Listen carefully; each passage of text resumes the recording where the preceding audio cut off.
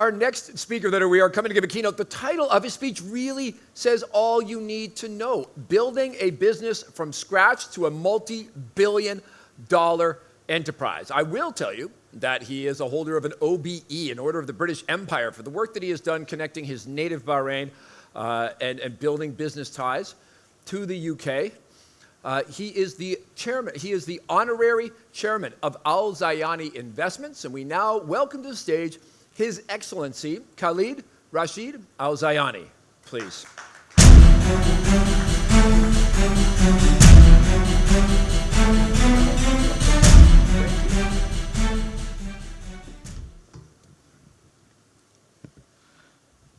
Your Excellencies, ladies and gentlemen, I was trapped into this by my dear friend, and I'm delighted to meet such honorable people and to mix with them, to meet people who want to start and do good business for themselves, good life. And the only thing I can talk about which may add value to them is my experience of how I built my business. It will give you an inspiration when you're desperate, what can be done. I started my business as such with the family. My grandfather was the chairman. Father and uncles were his partners. And we came in 64 as young children of the sons, of grandsons of the Zayani family to join the business. And we were allotted jobs within the group. And my job was given to me and said, you do this job. And I looked at the potential and I said, I haven't got an idea of how to handle it. So I took my time and I disappointed my father, saying, I can't do this. I have to learn how to do it. But your cousins accepted to take their burden. I said, I will not do it. I'll tell you when I can do it. And I set for myself a course, learning how to do things. 3 years from a junior clerk to head of a great division, which I developed for the family. Introduced to them so many good products, some of which still is there. But then dispute came within the family. And I found myself very insecure. I didn't own my home. I didn't own my car. I didn't have a contract. So what am I? My children are going to go to school and university. So I decided to resign. So I went to grandfather and I said to grandfather, I'm very sorry, grandfather, here is my resignation. And he said, why? You're doing so fine. I still remember his word, kaddartni, which means you upset me. I said, because I have no future. So he said, but I want you to continue your work. I said, how am I going to look after my family? He said, look, I'll give you a check from my private wealth, seed money. You go and do what you want as a security. But you promised me to be the last to leave this family. I know that this company is going to be divided, but you promised me that.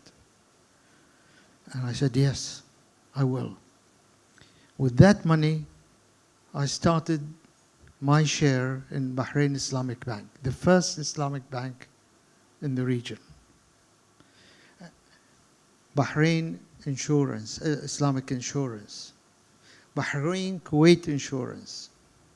And we started Midal cables with a capacity of 12,000 tons.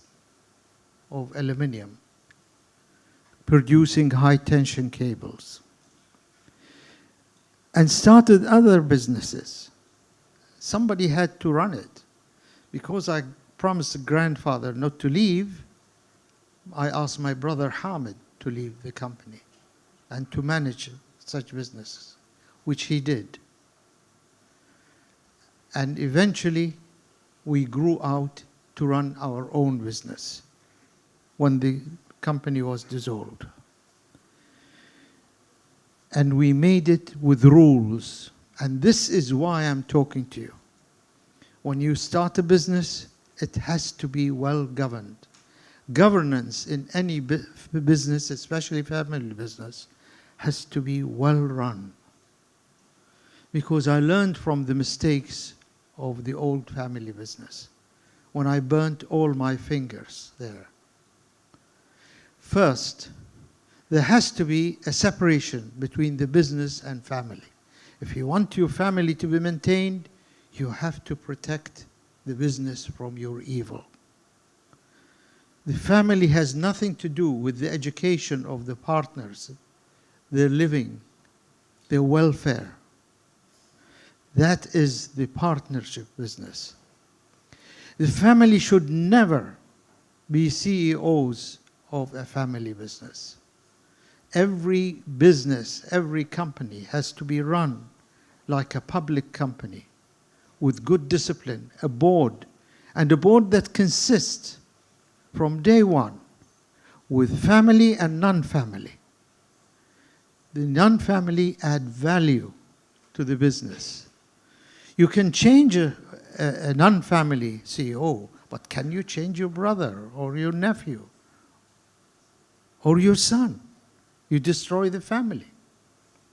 And why waste family in running routine business that a professional CEO can do it even better? Family should be allowed to come into the business if they are adding value, not subtracting value, not dragging the company.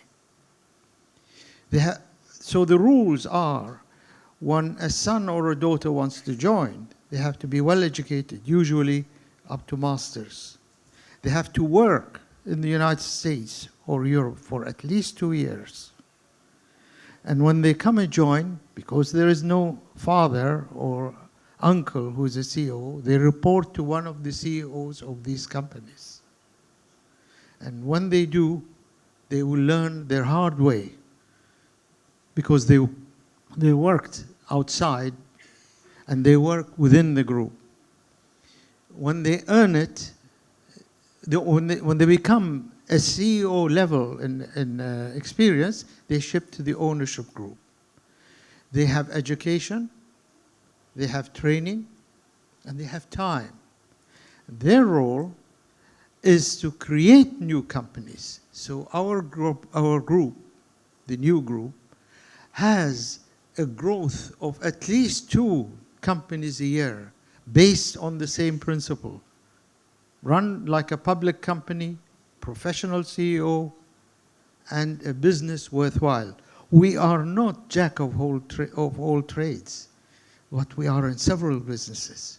We're in banking, in industry, in distribution, in real estate, in healthcare, and we look for new business. So if I see a new business, we'll study it, and we'll move on and create a company to run it. The value of the family is to open doors for the CEO. A CEO cannot reach a prime minister. He may be an Englishman, maybe some other nationality, but a family can. They open doors, they strategize, and they create new wealth. And you have to give the new generation an opportunity. I made rules in the 70s. When you are 65, you have to step out of the board. This way, you allow the next generation to take over. When I became 65, I called my brother next in line, and I said to him, tomorrow you're the chairman. He was scared, and I said, look, listen, When you're 65, you're going to step down. And he did. The third brother took over. He became a minister. He's still a minister.